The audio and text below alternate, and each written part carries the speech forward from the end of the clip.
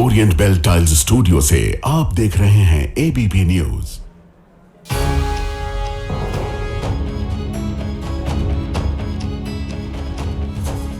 नमस्कार, मैं हूं प्रतिमा मिश्रा। भारत की बात की सभी दर्शकों को 77वें गणतंत्र दिवस की हार्दिक शुभकामनाएं। जनता के अधिकार सुरक्षित रहें और संविधान के दायरे में हमारा लोकतंत्र, हमारा गणतंत्र और मजबूत हो, इसी उम्मीद में दिन की बड़ी खबरों के साथ आइए शुरू करते हैं भारत की बात। शुरुआत उन खबरों से जिन पर विस्तार से करेंगे चर्चा। शंकराचार्य विवाद पर योगी अखिलेश के बीच व्यक्तिगत जुबानी हमले शुरू हो गए हैं। सतुआ, बथुआ और नींद वाली लड़ाई से कैसे 2027 का सपना देखा जा रहा है, इसका विश्लेषण आज हम करेंगे। यूपी पुलिस का एक वीडियो आज काफी वायरल है। वीडियो को देखकर लोग कह रहे हैं कि पुलिस ने तो क्राइम में कॉमेडी कर दी। वीडियो में ऐसा क्या है, हम आपको दिखाएंगे। पंडित धीरेन्द्र शास्त्री की रामकथा में सेना के जवानों का जाना विवाद का विषय बन गया है। वर्दीधारी सैनिकों का क्या बाबा बागेश्वर के पैर छूना सही है, ये खबर भी आपके लिए होगी। और हर दिन की तरह रात 8:30 बजे आप मेरे साथ देखेंगे स्पेशल रिपोर्ट बर्फ तंत्र। तो आइए शुरुआत करते हैं। और आज सबसे पहले बात 26 जनवरी पर दिखी 27 के चुनाव वाली झांकी की। आज भारत अपना 77वां गणतंत्र दिवस मना रहा है। कर्तव्य पथ पर वीर जवानों ने सेना के साहस, शौर्य और अनुशासन की झांकी दिखाई है। इस राष्ट्रीय पर्व से अलग आज एक झांकी यूपी के सियासी गलियारों में दिखी है। यह है यूपी के चुनावी पथ पर जुबानी टकराव की झांकी। शंकराचार्य स्वामी अविमुक्तेश्वरानंद विवाद पर योगी अखिलेश के बीच पहले से ही सियासी फाइट चल रही है। शंकराचार्य के बहाने एक दूसरे के खिलाफ जबरदस्त जुबानी अटैक हो रहे हैं, लेकिन अब यह सियासी लड़ाई जो है वो पर्सनल हो गई है। आज हमने परेड और झांकी वाली शब्दावली में इस सियासी लड़ाई का आपके लिए विश्लेषण किया है। सीएम योगी आदित्यनाथ और अखिलेश यादव के बीच चुनावी पथ पर आगे बढ़ते हुए टकराव की कौन कौन सी झांकियां निकाली जा रही है वो देख लीजिए। सनातन, शंकराचार्य, पीडीए, नींद, सतुआ बाबा, बथुआ बाबा, संविधान, काशी, एसआईआर, एनआरसी, परिवारवाद, गरीब, वंचित, ये उन मुद्दों की झांकियां हैं जिन पर योगी अखिलेश के बीच पर्सनल फाइट शुरू हुई है। सोचिए, एक सीएम और एक पूर्व सीएम, दोनों के बीच बथुआ और नींद जैसे शब्दबान चल रहे हैं। ये देखकर लोग व्यंग में कह रहे हैं कि भाई इतना भी पर्सनल नहीं जाना था। यहाँ सवाल ये भी है कि अभी यूपी चुनाव में करीब 12 से 13 महीने का वक्त बाकी है। अगर अभी से व्यक्तिगत बयानबाजी की लपटें इतनी तेजी से उठ रही हैं, तो फिर आगे क्या होगा? वैसे ये पर्सनल फाइट क्यों शुरू हुई है, इसका विश्लेषण करने से पहले दोनों के बीच उठे जुबानी शोलों पर एक रिपोर्ट देख लीजिए।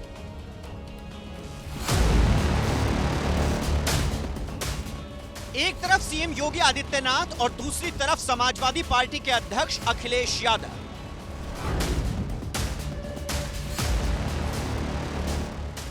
गणतंत्र दिवस पर दोनों की नजरें भले ही तिरंगे की तरफ टिकी थी, लेकिन सीने में 27 के सियासी रण की उम्मीदें हिलोरे ले रही थी।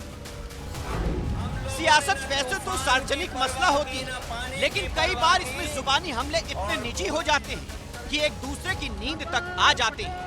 जैसे सीएम योगी आदित्यनाथ ने अखिलेश यादव का नाम लिए बिना कहा कि 12 बजे सोकर उठने वाले बबुआ को कहां फुर्सत थी कि गरीबों के बारे में सोच सके। जिस प्रदेश का मुखिया 12 बजे सोकर उठता होगा, उसके लिए कोई सूर्योदय की बात करेगा तो वो उसे सपना मानेगा, क्योंकि उसे देश दुनिया की कोई जानकारी नहीं होगी, वो लेना भी नहीं चाहेगा। सीएम योगी के नींद वाले कटाक्ष पर अखिलेश यादव का भी जवाब आया। उन्होंने कहा कि कुछ लोग नींद से तो उठ जाते हैं, लेकिन होश में नहीं आ पाते हैं। जिनकी आंखें दिन भर बंद रहती हैं, वो जाग कर भी मदहोश रहते हैं। जिस प्रदेश का मुखिया 12 बजे सो करके उठता होगा, उसके लिए कोई सूर्योदय की बात करेगा तो वो तो सपना मानेगा। बोले ये फिजूल की बात कर रहे हो, क्योंकि उसको देश दुनिया की कोई जानकारी नहीं होगी, वो लेना भी नहीं चाहेगा। कुछ लोग नींद से तो उठ जाते हैं, लेकिन होश में नहीं आते, और जिनकी आंखें दिन भर बंद रहती हैं, अगर ध्यान से देखोगे तो दिन भर आंखें बंद रहती हैं और जागकर भी मदहोश रहते हैं वो। पर्सनल अटैक से शुरू हुई बात पीडीए तक आने में देर नहीं लगी, क्योंकि 27 में सारी लड़ाई इसी पीडीए के इर्द गिर्द होने वाली है। जो लोग चिल्ला रहे हैं पीडीए की बात कर रहे हैं, जहां गरीब का बच्चा पढ़ता है प्राथमिक विद्यालय, बंदी के कगार पर थे। न भवन था, न शिक्षक था, न छात्र ही था। वहां बड़े बड़े पेड़ उगे होते थे। आज ऑपरेशन कायाकल्प ने उसकी सचमुच बेसिक शिक्षा की कायाकल्प करके रख दी है। पीडीए के ऊपर कितना अन्याय हो रहा है उसकी हम और आप लोग कल्पना नहीं कर सकते। अस्पतालों में इलाज नहीं, तो अगर हम अच्छी बातें करें लेकिन हम अपनी चुनौतियों को न स्वीकार करें तो हम अपने देश के साथ और अपने देश के लोगों के साथ धोखा कर रहे हैं। सोचो गरीबी कितनी है, हम प्रति व्यक्ति आय नहीं बता सकते। प्रति व्यक्ति आय कितनी है सरकार बता रही है इतनी है, लेकिन है ही नहीं वो। बेरोजगारी तो ऐसी कि डिग्री कितनी भी हासिल करो नौकरी नहीं है, रोजगार नहीं है। 27 की चुनावी जंग में एक बड़ा दिलचस्प ट्विस्ट देखने को मिल रहा है। ट्विस्ट ये है कि सीएम योगी आदित्यनाथ की जुबान पर समाजवादी पार्टी के मुद्दे हैं और अखिलेश यादव की जुबान पर बीजेपी के मुद्दे सुनाई दे रहे हैं। जैसे आज गणतंत्र दिवस समारोह पर सीएम योगी संविधान, गरीब और जाति की बात करते हुए नजर आए। इन मुद्दों पर अक्सर अखिलेश यादव अपने पीडीए प्रयोग की बातें करते हैं। वहीं अखिलेश यादव ने साधु संत, सनातन और शंकराचार्य की बातें की। ये वो पिच है जिस पर ज्यादातर वक्त सीएम योगी और बीजेपी नेता बैटिंग करते हुए नजर आते हैं। दरअसल शंकराचार्य विवाद ने विपक्षी पार्टियों को सीएम योगी के खिलाफ मोर्चाबंदी का बड़ा मौका दे दिया है। इस विवाद के बहाने अखिलेश यादव अपनी पार्टी को हिंदुत्व वाली जमीन पर खड़ा करने की कोशिश कर रहे हैं। दूसरी तरफ क्योंकि शंकराचार्य विवाद में सीएम योगी और बीजेपी बैकफुट पर नजर आ रही है, शायद इसी वजह से सीएम योगी संविधान और समता पर बोलते हुए नजर आ रहे हैं। क्या 27 की लड़ाई सनातन की पिच पर लड़ी जाएगी? क्या 27 के रण में धर्म ही बड़ा फैक्टर रहने वाला है? क्योंकि गंगा तट से शुरू हुए शंकराचार्य विवाद का दायरा गोमती तक फैलता जा रहा है। विपक्ष इस मुद्दे को छोड़ने के लिए तैयार नहीं है, क्योंकि ऐसे तमाम कालनेमी होंगे। वहीं सीएम योगी कालनेमी वाला बयान देकर चुप है, लेकिन डिप्टी सीएम केशव प्रसाद मौर्य लगातार शंकराचार्य से स्नान की विनती कर रहे हैं। आज शंकराचार्य जी के सामने भी संकट पैदा कर दिया सरकार ने, सोचिए आप। और यही नहीं, जो पौराणिक चीजें थी जिससे इतिहास बनता था, जहां उसका संरक्षण करना था, संभालना था, वहीं उसको पूरी तरीके से बुलडोजर से तोड़ दिया। सोचिए, मैं तो बस चरणों में प्रणाम करता हूं, प्रार्थना करता हूं, स्नान करें संगम में। सीएम योगी की चुप्पी पर भी अखिलेश यादव ने अपने पोस्ट में निशाना साधा है। लिखा है, वो महोदय मौन ही रहे, यही उनके लिए श्रेयस्कर है। वहीं स्वामी अविमुक्तेश्वरानंद के धरने को 9 दिन हो चुके हैं। सीएम योगी के सुर अलग है और डिप्टी सीएम के सुर अलग, लेकिन सरकार की तरफ से विवाद को सुलझाने की पहल होती नजर नहीं आ रही है। यही वजह है कि स्वामी अविमुक्तेश्वरानंद लगातार सीएम योगी पर सीधे हमले कर रही हैं। कोई व्यक्ति अगर ये कहता है कि मैं न्याय से ऊपर हूं, मैं संविधान से ऊपर हूं, मैं व्यवस्था से ऊपर हूं, तो मुझे लगता है कि वह भारत की संविधान की अवमानना कर रहा है। जो कहता है कि मैं संविधान की शपथ लेकर के बैठा हूं, उसको संविधान की धारा 48 के अनुसार गौरक्षा करनी चाहिए। गौर करने वाली बात यह है कि सियासत में अपने अपने संतों की लड़ाई लड़ी जा रही है। अखिलेश यादव स्वामी अविमुक्तेश्वरानंद का समर्थन कर रही हैं, तो सतुआ बाबा के खिलाफ शब्द बाण चला रही हैं, क्योंकि सीएम योगी के करीबी सतुआ बाबा शंकराचार्य को टारगेट कर रही हैं। सुना है कोई एक सतुआ बाबा, एक बथुआ बाबा। ये मौसम तो बथुआ का है। इस भारत में अकबर का नाम लेने वालों के लिए जगह नहीं है, उनके लिए शमशान है। उधर ये विवाद अब सियासी गलियारों से लेकर अफसरशाही की चौखट तक आ गया है। सूत्रों से खबर है कि सिटी मजिस्ट्रेट बरेली अलंकार अग्निहोत्री ने शंकराचार्य के अपमान को लेकर इस्तीफा दे दिया है। अलंकार अग्निहोत्री का आरोप है कि प्रदेश में ब्राह्मण विरोधी अभियान चल रहा है।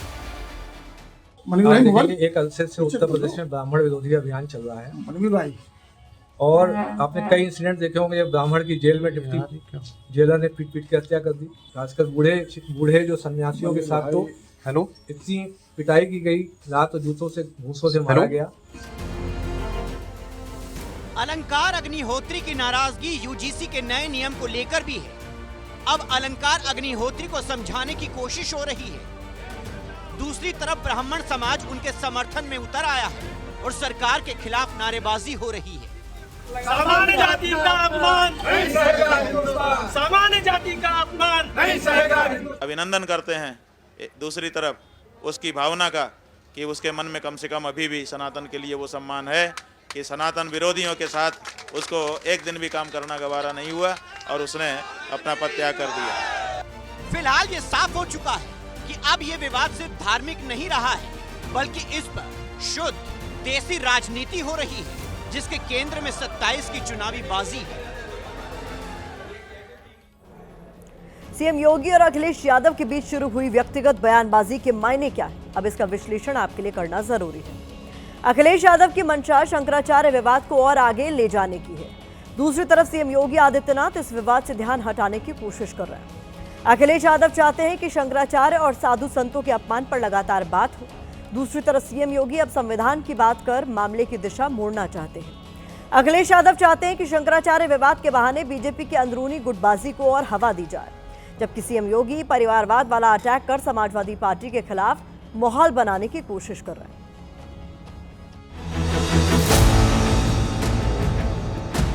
अखिलेश जी को बथुआ कैसे लगता है, कहाँ पैदा होता है, क्या बथुए का उपयोग होता है, ये तक पता नहीं होगा। बटुकों की शिखा पकड़ करके आपके प्रशासनिक जो अफसर हैं उन लोगों ने मारा, पीटा, बेइज्जत किया, अपमानित किया। आखिर क्या जवाब है आपके पास? तो सभी संतों का हम सब लोग बहुत सम्मान करते हैं, आदर करते हैं, और अगर कोई व्यवस्था को बिगाड़ने का काम करता है तो निश्चित रूप से यहाँ कानून का राज चलता है। केशव प्रसाद मौर्य जी, आपकी सरकार में डबल इंजन आपस में लड़ रहे हैं। प्रदेश अध्यक्ष 17वें नंबर पर खड़े किए जाते हैं जब गृह मंत्री जी आते हैं, तो जो इंजन आपस में लड़ रहे हैं पहले उनको जोड़िए। दूसरी खबर का रुख करते हैं। आज रिपब्लिक डे है, पूरा देश जाबाज जवानों को सैल्यूट कर रहा है, लेकिन आज ही यूपी पुलिस के जवानों का एक कारनामा वायरल हो रहा है। उत्तर प्रदेश पुलिस को एनकाउंटर पुलिस भी कहा जाता है। हर रोज यूपी पुलिस का कोई न कोई वीडियो वायरल होता है जिसमें अपराधी लंगड़ाकर चलते हुए नजर आते हैं, लेकिन इस वक्त आप टीवी स्क्रीन पर जो वीडियो देख रहे हैं वो थोड़ा हटके है। सोशल मीडिया पर वायरल हुआ ये वीडियो अलीगढ़ पुलिस का है। इस वीडियो में यूपी पुलिस के 3 जवान 2 लोगों को अपराधी बना रहे हैं। पुलिस वाले खुद ही इन लोगों की जेब में चाकू रखते हैं और फिर उन्हें गिरफ्तार कर पीसीआर में बिठाकर ले जाते हैं। पहले चुपचाप खुद ही जेब में चाकू रखो, फिर मासूम शक्ल बनाकर पूछो ये क्या है। इस केस में यही तो हुआ है। सवाल यहाँ पर यह है कि क्या यूपी पुलिस ऐसे ही लोगों को अपराधी बना रही है? क्या अपनी छवि चमकाने के लिए उत्तर प्रदेश पुलिस ये सब कुछ कर रही है? क्या गुड वर्क दिखाकर तरक्की पाने का खेल चल रहा है? क्या ऐसे पुलिस वालों पर सख्त कार्रवाई नहीं होनी चाहिए ताकि आगे से ऐसा कोई करने से पहले 1000 बार सोचे? पुलिस वालों ने जो किया है वो लापरवाही कम और साजिश ज्यादा लग रही है, और इसकी एक एक तस्वीर वीडियो में रिकॉर्ड हुई है। पहले आपको रिपोर्ट दिखाते हैं, फिर खबर को विस्तार देंगे।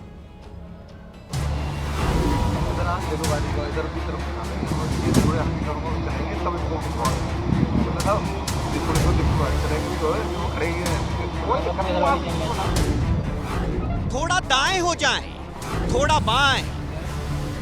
हाँ, यहां से वीडियो ठीक आ रहा है और वीडियो शुरू। 2 युवक बीच में खड़े हैं। अलीगढ़ पुलिस के 4 जवान उन्हें घेरे खड़े हैं। खाकी से घिरे 2 युवकों का नाम सूरज गौतम और सोनू बताया जा रहा है। अब जरा ध्यान से देखिए, क्योंकि वीडियो में आगे पुलिस वाले इन दोनों युवकों को अपराधी बना रहे हैं। पहले हरी शर्ट पहने युवक की जेब में चाकू रखा जाता है,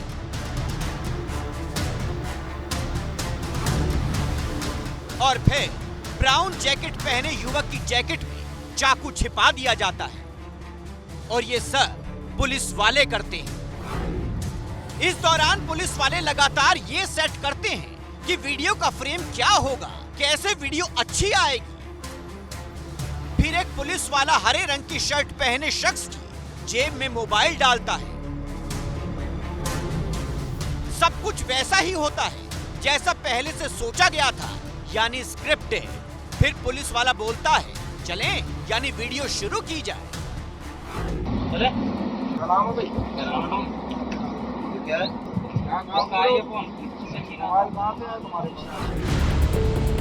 अब खुद ही चाकू रखा था तो पुलिस वाले भी सीधा वहीं पर हाथ मारते हैं जहां चाकू को कपड़ों के नीचे छिपाया गया था। पहले एक युवक की जेब से चाकू निकाला जाता है, फिर दूसरे के जेब से चाकू निकलता है। एक पुलिस वाला ये सब कुछ अपने कैमरे में कैद करता रहता है। फिर सुनाई देता है, परमिशन है, लाइसेंस है इसका ना, परमिशन वगैरह। इसके बाद वीडियो फिर से शुरू होता है। चारों पुलिस वाले एक्शन में आ जाते हैं। दोनों युवकों के पास से बरामद मोबाइल और हथियार उनके हाथों में थमाते हुए वीडियो बनाए जाते हैं। लगता है वीडियो ठीक नहीं बनी। इसके बाद 2 स्टार वाले सब इंस्पेक्टर साहब फोटो देखते हैं, लेकिन लगता है सब इंस्पेक्टर को मजा नहीं आया। अब अगला नंबर सेल्फी का था। सीना चौड़ा कर सब इंस्पेक्टर सेल्फी लेते हैं। जिस वक्त 4 पुलिस वाले ये अपराध कर रहे थे, उस वक्त छत से तीसरी आंख उनको देख रही थी। बताया जा रहा है कि इन दोनों युवकों की गिरफ्तारी करीब 2 महीने पहले हुई थी, लेकिन वीडियो 25 जनवरी को वायरल हुआ। अब पुलिस से जवाब देते नहीं बन रहा है। जो पुलिसकर्मी इसमें दिखाई दे रहे हैं, निष्पक्ष जांच हेतु स्थान से मुक्त करते हुए उनको पुलिस लाइन स्थानांतरण किया गया है। जांच में जो भी साक्ष्य पाए जाएंगे, उनके आधार पर पुलिसकर्मियों के विरुद्ध दंडात्मक कार्रवाई अमल में लाई जाएगी। सूरज गौतम और सोनू को अलीगढ़ पुलिस ने स्नैचिंग के आरोप में पकड़ा था, लेकिन इनको हथियार पुलिस वालों ने थमाए। इन चारों पुलिस वालों का गुनाह किसी अपराधी से कम नहीं है, लेकिन इन पर कार्रवाई के नाम पर अब भी एनकाउंटर पुलिस लकीर पीट रही है। इस घटना ने न सिर्फ यूपी पुलिस की विश्वसनीयता पर सवाल खड़े कर दिए हैं, बल्कि फर्जी एनकाउंटर जैसी कार्रवाइयों के खिलाफ भी चिंता बढ़ा दी है। इस बीच जैसे ही यूपी पुलिस की करतूत वायरल हुई, सियासी एनकाउंटर भी शुरू हो गया। कांग्रेस नेता सुप्रिया श्रीनेत ने एक्स पर पोस्ट करते हुए लिखा, यूपी पुलिस के कारनामे। अलीगढ़ पुलिस ने पहले खुद ही चाकू बदमाशों की जेब में रखे, फिर कैमरे पर मासूमियत के साथ पूछा ये क्या है, कहां से लाए, फिर बरामदगी दिखा दी, बजाओ ताली। यूपी पुलिस की इस करतूत पर समाजवादी पार्टी ने भी एक्स पर पोस्ट करते हुए लिखा, उत्तर प्रदेश पुलिस जो बीजेपी शासित आदित्यनाथ सरकार में बिगड़ैल हो चुकी है, उसे ये सनद रहना चाहिए कि कानून से बड़ा कोई नहीं है। फर्जी तरीके से गिरफ्तारी करने वाली बीजेपी सरकार की पुलिस का ये वीडियो देखिए। अब इसे बहादुर पुलिस कहा जाए या साजिशकर्ता पुलिस?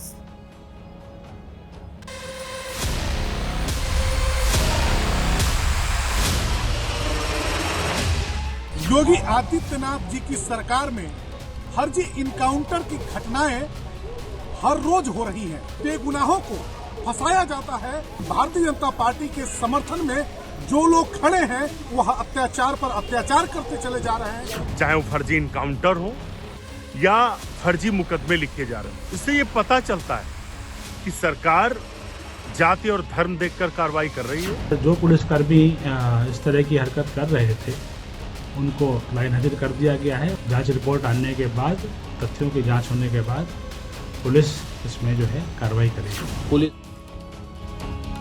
तीसरी खबर की बात करते हैं।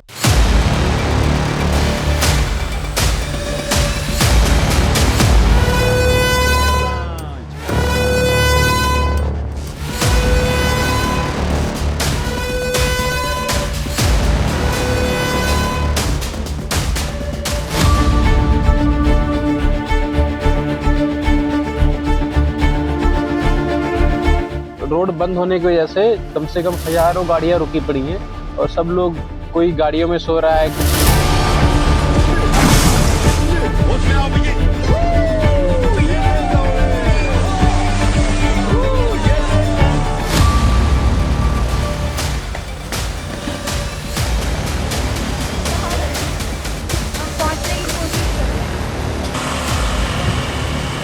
तो यही कहना है कि अभी कोई भी मनाली नहीं आए, क्योंकि यहाँ पर अगर कोई आएगा तो वो डेफिनेटली फंसेगा। मेरा भाई मनाली आ चुके हैं, रिक्वेस्ट है कोई मनाली मत आना।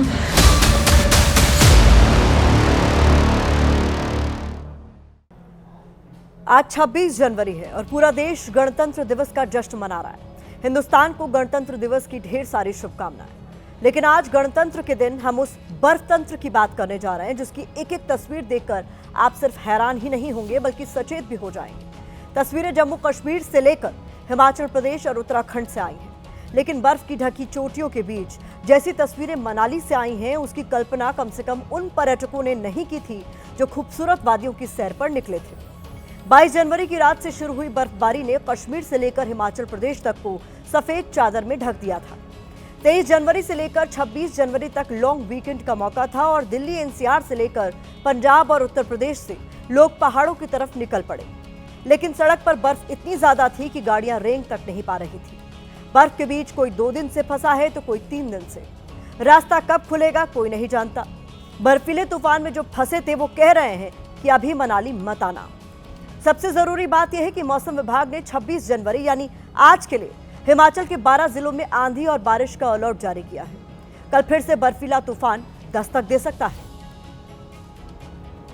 मतलब इतनी स्नो कि मैं बता नहीं सकती। स्नो का तूफान आ गया और हम लोग कम से कम 6 घंटे से पैदल चल रहे हैं और हमारी हालत बहुत खराब हो चुकी है।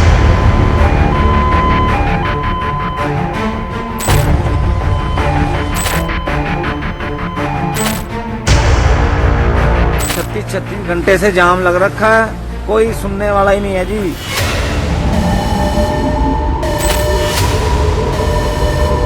नीचे एक ही जगह 12 घंटे से फंसा हुआ हूँ। बहुत दिक्कत और परेशानी हो रही है। ना खाने को है ना पीने को है। बीच रोड में खड़ा हुआ हूँ और गाड़ी में ही सो रहा हूँ। आपकी स्क्रीन पर मौजूद ये सिर्फ एक तस्वीर नहीं है बल्कि बर्फ तंत्र के बीच हिमाचल प्रदेश के मनाली घूमने पहुंचे हजारों पर्यटकों पर जो बेहिसाब परेशानी बीती है उसकी हॉरर पिक्चर है।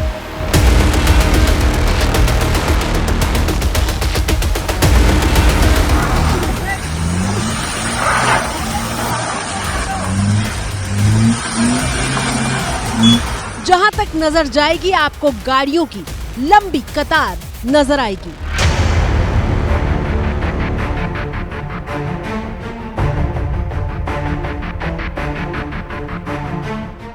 सब कुछ थमा हुआ और ऐसा लगता है कि आसमान से बरसती बर्फ के बीच एक अजीब सा सन्नाटा पसरा हुआ है।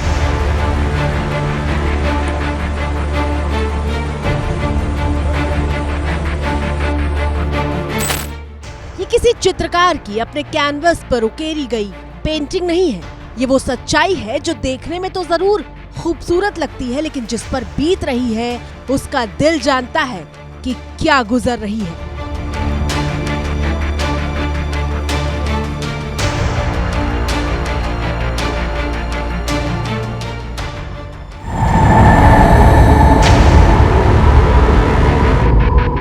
तस्वीर में आपको छोटी बड़ी जितनी भी तरह की बर्फ से सनी गाड़ियां दिखाई दे रही हैं। हर गाड़ी के भीतर लोग मौजूद हैं जिन्हें कोई अंदाजा नहीं कि ये रास्ता आखिर कब खुलेगा।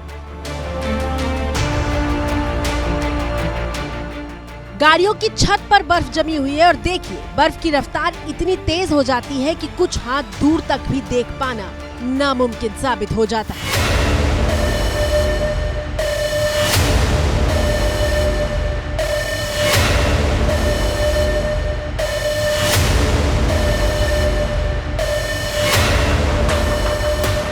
से अपना 20 घंटे हो गए हमारे को खड़े हुए जाम में लगे हुए लाइन में।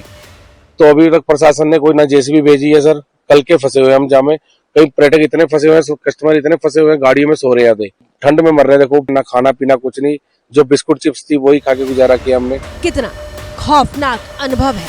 भयानक ठंड है। 20 घंटे से गाड़ी के भीतर है। छोटे छोटे बच्चे साथ मौजूद हैं। पास में खाना नहीं है, पानी नहीं है, वॉशरूम नहीं है। जरा सोचिए जो अपने परिवारों के साथ ऐसे मुश्किल हालात में हैं उन पर क्या बीत रही होगी। 24 घंटा हो गया है, 200 मीटर भी गाड़ी नहीं चली। गाड़ी में पूरा रात निकाला, बच्चे भी है साथ में, यहाँ पे नई टॉयलेट की कोई सुविधा ऐसे है, काफी परेशानी हो रही है। फैमिली भी साथ में, खाने पीने के लिए भी कुछ नहीं है, पानी भी खत्म हो गया गाड़ी में ना। कोई नहीं देख रहा कि क्या हो रहा है क्या नहीं हो रहा। भूखे प्यासे हमारे को पानी तक नहीं है यहाँ पे, ठीक है। और मनाली की प्रशासन पता नहीं कहाँ सोई है।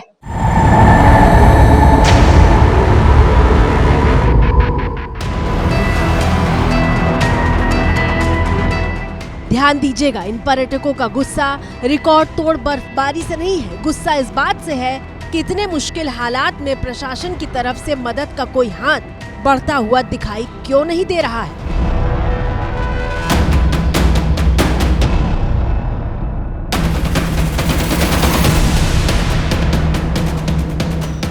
पर्यटकों ने बताया कि मनाली से सिर्फ 30 किलोमीटर दूर ही बस ने उतार दिया।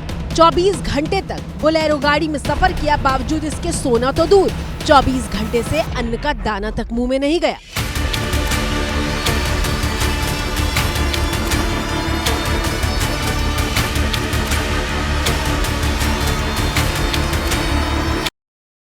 आवर्स हम गाड़ी में स्टक है, रात में सो भी नहीं पाए हैं। इवन हम कल ब्रेकफास्ट भी नहीं कर पाए। हम फुल 24 आवर्स के ऊपर है, खाना बस पानी अभी पीने को मिला है।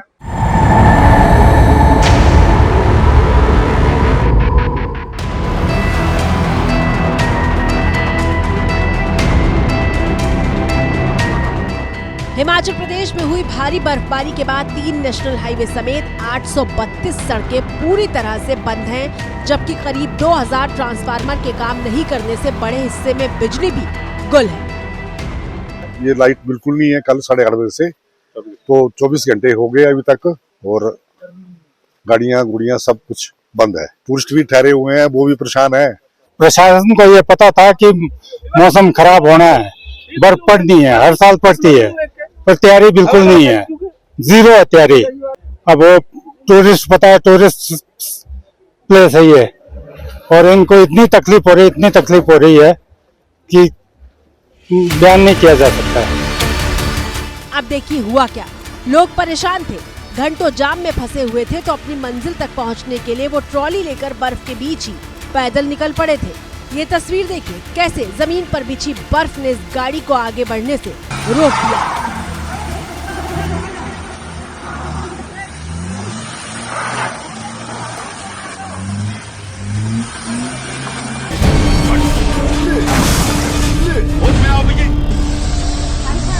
सबसे खतरनाक होता है इतनी ज्यादा बर्फ के बीच गाड़ी को चलाना।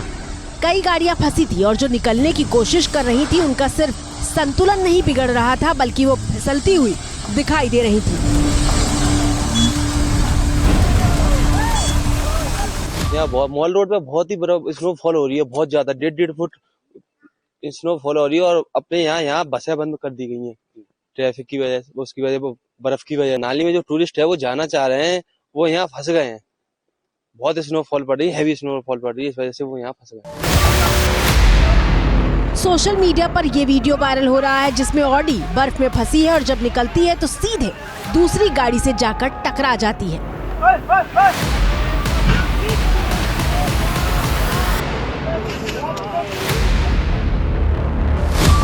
एक बारगी तो देखकर यकीन ही नहीं होता कि ये हिंदुस्तान के मनाली की तस्वीर है। इतनी ज्यादा बर्फ जो कल्पना से भी परे लगती है।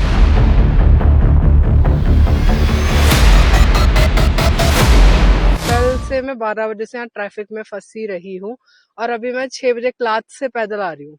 तो अभी आप देख सकते हो कि ऑलमोस्ट मैं मॉल रोड के नियर बाई पहुंच गई हूँ।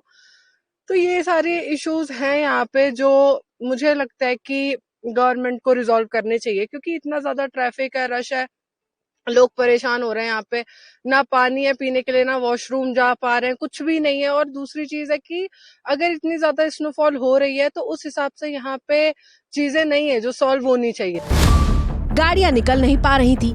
मनाली के लिए आने वाले पर्यटकों को बसों ने कई किलोमीटर पहले उतार दिया था और उसके बाद क्या हुआ ये अगली गवाही से समझिए।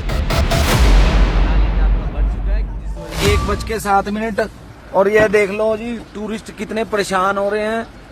ये देखो जी टूरिस्ट पैदल चले हुए हैं 20-20 किलोमीटर। ये बेचारे पैदल चल के अपने मनाली जा रहे हैं जी। यहाँ से बुरी हालत हो रखी है, इनके साथ बच्चे हैं, ये बहुत ज्यादा दिक्कत वाली बात है। यहाँ पे छोटे छोटे बच्चे साथ हैं, इनके बेचारे बहुत दिक्कत में हैं जी। यहाँ लोग सब पैदल चले हुए हैं।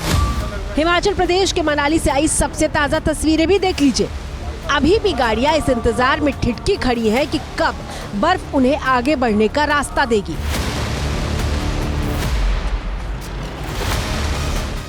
पंद्रह किलोमीटर तक गाड़ियों का ऐसा जाम लगा हुआ है और जो फंसे हैं वो अपने ही हाल पर रो रहे हैं। यूपी के बुलंदशहर से आए कल्याण दत्त शर्मा का हाल सुनिए। कल शाम 6 बजे निकल के मैं हार्डली 1 किलोमीटर पहुंचा हूँ माल रोड पुल के ऊपर, और पुल के ऊपर से लेके 1 किलोमीटर तक मैं नहीं चल पाया। सारी रात वहीं पे गाड़ी खड़ी है। 2 दिन हो गए फंसे हुए इस रोड पे, 12 घंटे हो गए फंसे हुए। गाड़ी इंच भी नहीं हिल रही है। खाने के लिए फूड की बहुत बड़ी प्रॉब्लम हो गई है, वाटर की बहुत बड़ी प्रॉब्लम हो गई है। यहाँ पर हम 23 तारीख से फंसे हुए हैं बहुत ज़्यादा। कुछ होटल वालों ने जो पराठा 60 रुपये का 100 रुपये का दिया है।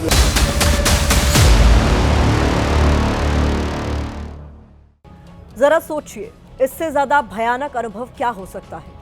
परिवार या दोस्तों के साथ छुट्टियां मनाने जाना जिंदगी के सबसे खूबसूरत पलों में से एक होता है, लेकिन इस बार बर्फ जितनी रफ्तार के साथ आई उसने सब कुछ जमा दिया। कोई 2 दिन से फंसे होने की बात कह रहा है तो कोई 3 दिन से। मुश्किल यह है कि हालात अभी भी काबू में नहीं आए हैं और मौसम विभाग ने एक बार फिर से पहाड़ों पर बर्फबारी की चेतावनी जारी की है। आज बारिश का अलर्ट है, जबकि कल से पूरे हिमाचल प्रदेश में बर्फ गिरने लगेगी। मनाली का हाल तो आपने देख लिया, अब आपको सीधे लिए चलते हैं शिमला, जहां हाल ऐसा है कि होटल में कमरा तो बुक है, लेकिन पर्यटक सड़क पर ही फंसे हुए हैं। होटल की दहलीज तक वो पहुंच ही नहीं पा रहे हैं, क्योंकि ये उनके लिए सबसे बड़ी चुनौती बन गया है।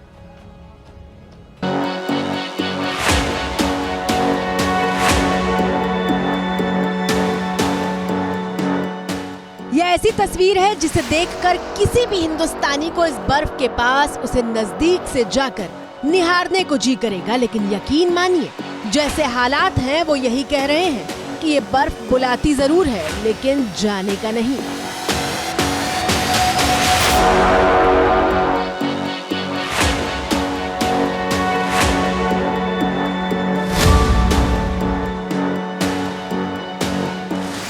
शिमला भी भयानक जाम से जूझ रहा है। देखिए, ये बोर्ड पर्यटकों का स्वागत तो कर रहा है, लेकिन गाड़ियां भीतर दाखिल नहीं हो पा रही हैं। पर्यटक अपनी ट्रॉलियां लेकर ही आगे का सफर करते हुए दिखाई दे रहे हैं। तस्वीर के इस हिस्से में देखिए कैसे बर्फ की कब्र में समाई हुई दिख रही हैं ये गाड़ियां।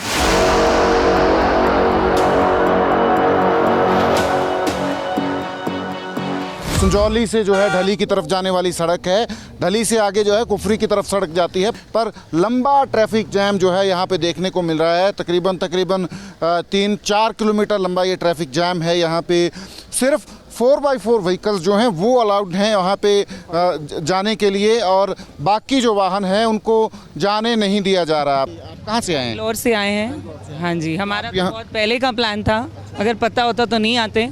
अभी रिक्वेस्ट कर रहे हैं कि जो लोग अभी से शुरू हो रहे हैं कहीं से भी मत आए, बहुत दिक्कत है यहाँ पे।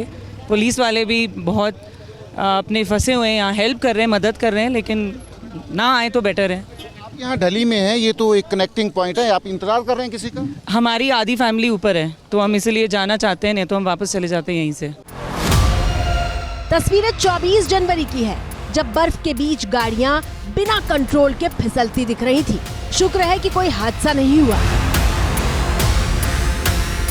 हिमाचल प्रदेश के मुख्यमंत्री सुखविंदर सिंह सुक्खू भी मान रहे हैं कि हालात मुश्किल है। इस बार की जो बर्फबारी हुई है वो इतनी अत्यधिक भारी बर्फबारी हुई है कि पहले जो शिमला में कहा जाता था कि बर्फ पड़ना बंद हो गई है, तो ये सब चीज़ों का असर क्लाइमेट चेंज के कारण भी है और हम इस परिस्थिति से लड़ने की दिशा में आगे बढ़ रहे हैं। हालात मुश्किल है क्योंकि 4 दिन से नेशनल हाईवे बंद थे। कुछ खोल दिए गए हैं, लेकिन मौसम विभाग ने एक बार फिर से भारी बर्फबारी की चेतावनी जारी कर दी है। शिमला शहर का जो टॉप है जाखू हिल, वहाँ पे इस वक्त हम हैं और आपको मंजर दिखाते हैं। जाखू में जो भगवान हनुमान जी का मंदिर है वहाँ इस वक्त हम हैं और जमकर बर्फबारी हुई है। यहाँ पे पूरा का पूरा जो जाखू मंदिर कॉम्प्लेक्स है वो बर्फ से भरा हुआ है। हालांकि पैदल चलना जो है वो मुश्किल है जहां रिज से जो रास्ता आता है जाखू तक, इसलिए अब लोग जो हैं जो रोपवे है वो जो है सहारा बना है लोगों का। बर्फबारी में मुश्किलों की कहानी सुनाने वाली ये तस्वीर वायरल हो रही है, जिसमें दूल्हा 3 फीट बर्फ के बीच करीब 7 किलोमीटर पैदल चलते हुए अपनी बारात लेकर पहुंचा और फिर दुल्हन भी बारात के साथ पैदल ही वापस ससुराल तक पहुंची।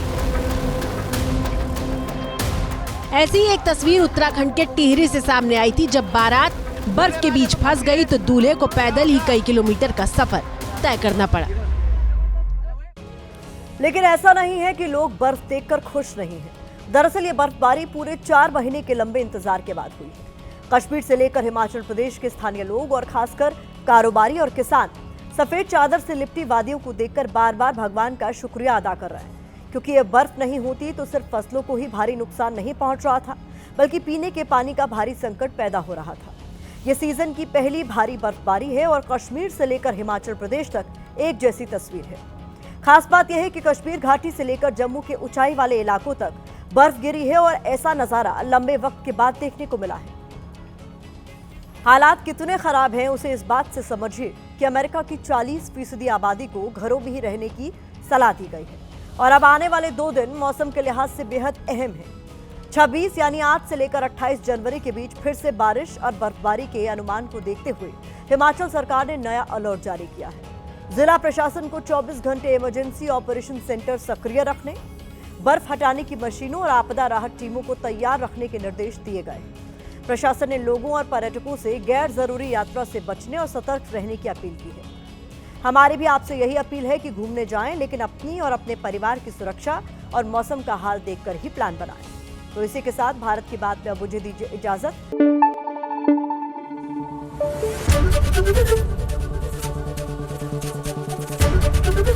ABP न्यूज आपको रखे आगे।